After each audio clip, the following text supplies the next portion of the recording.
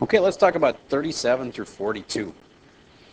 On problems like number 37, we're looking to cancel things. And, kids are pretty good at canceling when there's problems are like this, 5a over a. They know that, oh, I can cancel those. But you kind of forget what you're doing. What you're really doing is reducing that fraction and making it equal, basically making them both into ones. Because basically this is like 5a over a, which is like 5 times a over a, and a over a is equal to 1. And that's why the answer would be 5. Okay? Well, in this problem, I've got a's in 3 different spots. And when you cancel things and you make them into ones, that's the main thing to remember. Yes, you can cancel these a's, but they don't just all disappear. It means cancel, cancel, cancel. They all turn into ones. Okay? So this would be 5 times 1 plus 1 over 1. I guess I could put the times 1 in there. And that would be 5 plus 1 over 1, and that would be 6 over 1, and that would be 6. Or another way to say it is 5a plus a is 6a over a, and then 6a over a is a no-brainer. Cancel, cancel, you got 6. But really what you're doing is replacing that with a 1. All right, so this brings up a really important topic of canceling that you need to be good at. So let's say the problem said something more like 3ax plus 2a all over 5a. Could I cancel out those a's? Yes, I could. Because there's 1 in each spot, I could cancel 1, 1, 1a, and that really turns into ones. And so now it's 3 times 1 times x is 3x, plus 2 times 1 is 2, over 5 times 1 is 5. All right, so you can cancel them when they're in that situation. Another common thing is at the end of a quadratic, you end up with a something like this. 2 plus, or plus or minus actually, but I'll keep it simple. 4 times the square root of 5 all over 6. And again, you can cancel things if there's 1 here and here and here. There's a 2 in all of those things, so it's 2 plus 2 times 2 times the square root of 5 all over 2 times 3. All I did is rewrite this so you can see the 2's in all of it. And then they will cancel, but they don't disappear. When you cancel it out, you can cancel it here, here, and here, and you would end up with a 1 in all of these places. So that's really 1 plus 1 times 2 is 2 times the square root of 5 all over 1 times 3 is 3. Okay, that'd be my final answer. Again, you can cancel things when they're in those positions, but you cannot just make them disappear. All right, let's move on. The next topic is 2/3 of 6. So if I wanted to take 2/3 of 6, I'm really taking 2/3 times 6. Now I'm going to put my 6 over 1. Notice I just made this into a little fraction problem. And if you know how to multiply fractions, it's easy as pie. So the of means times, and if you have a whole number like 6, you make it into a fraction, so that fractions work really well with other fractions. But fractions and whole numbers are a lot harder. All right, so this is really 2 times 6 across the top makes 12 over 3 times 1 is 3. 12 over 3 is 4.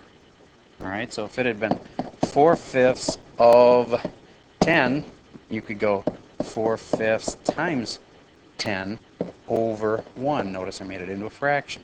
4 times 10 is 40 over 5 times 1 is 5. Then reduce would be 8. All right, let's move on.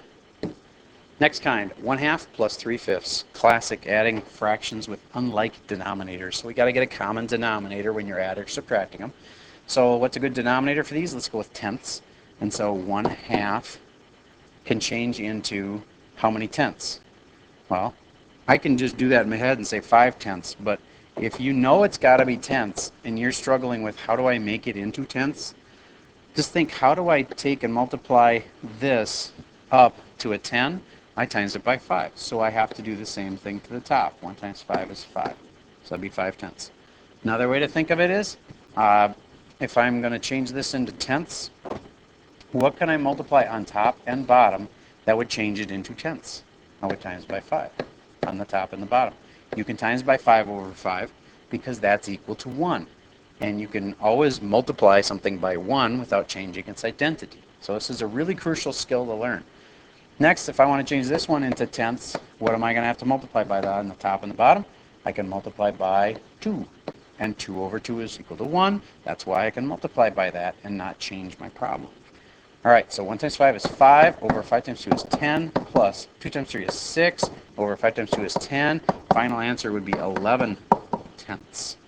Okay, so you need a common denominator, and you're really multiplying by something on the top and bottom, and that's like multiplying by 1, and that's why you can do that. All right, let's move on to dividing fractions. Dividing fractions is not fun, so we really want to change it to multiplying fractions. So I take 1/3 and I change it to times 4/3. You can basically change any divide problem into a multiply by the reciprocal. It is a great trick to just make it a lot simpler. And then I can go 1 times 4 is 4, over 3 times 3 is 9, so 4/9 is my answer. All right, so anytime you are dividing by a fraction, you can just flip it. If I was taking 1/3 and dividing by 5, that would be 1/3, and I say times flip a 5. How do I flip a 5? Basically, I'm doing the reciprocal of it. That's what I was doing here too when I flipped the 3/4 into 4/3.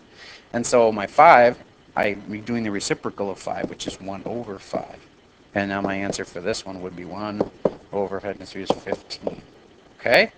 So there's some examples on that. Next topic. This is just about what do you do when you have multiple negatives in a problem. And this negative on the outside implies a multiplying by -1. That's a really good habit to get into when you see those negatives on the outside of parentheses. And the two negatives on the inside here, basically it means divide. So it's really -1 divided by -5. And a negative divided by negative makes a positive. So two of these things are going to cancel off, and that leaves one negative left. So the answer is -1/5. Now, again, some people get confused about, is that different than -1 over 5? Nope, that's the same exact thing. Or 1 over -5? That's the same exact thing. We just usually, if we only have one negative left in a fraction, we just kind of put it on par with where the divide sign is, or the fraction bar.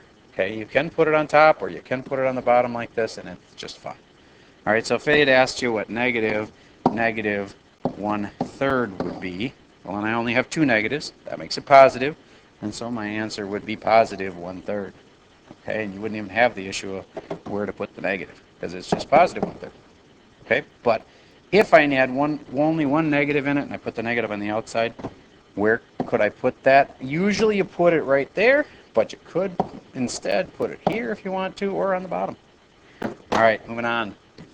42, 2/3 times 6/5.